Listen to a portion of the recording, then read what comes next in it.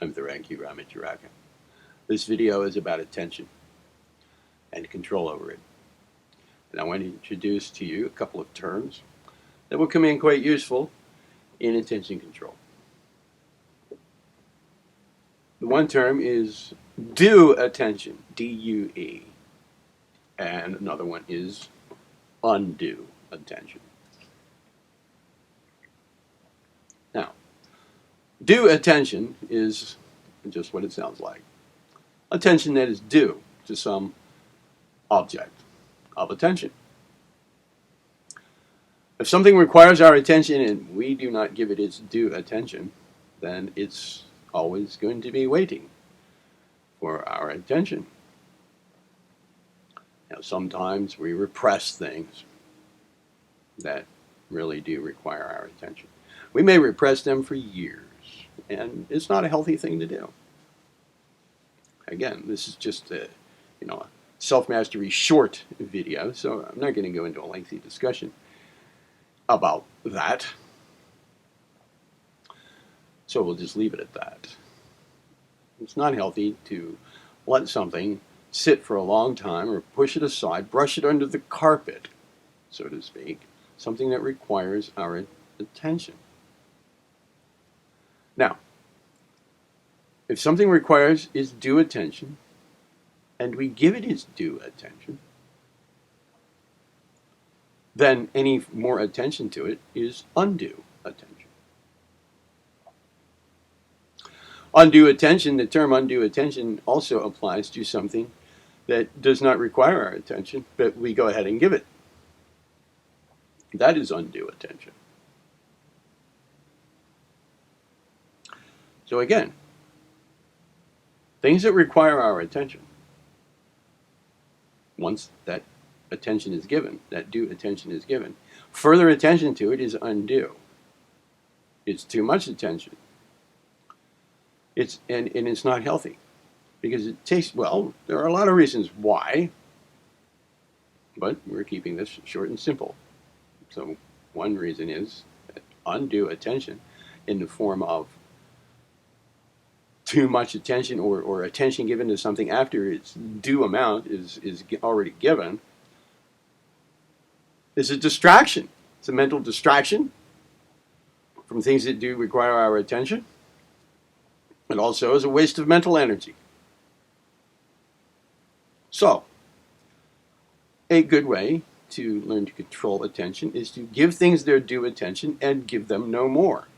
And don't give things our attention that don't require it. Don't place your attention where it's not required, where there is no attention due. Okay? Now, what about things from the past that pop up in our minds? If something pops up, if we're being really diligent about this, we're really going about this as an attention training technique and also for whatever other benefits we can think of that would come from this, and there are many. What if something pops up in our minds from the past? Well, we have a decision to make. Is it popping up into my mind because I never gave it its due attention? Or is it just popping up such that any attention I actually give it right now is undue? Perhaps because it doesn't require any attention really at all, or because it already got its due attention. If it's not required, then focus back on what you're doing. What you're doing is always a good object of attention. What you're currently doing. There is a time to sit down and review the past.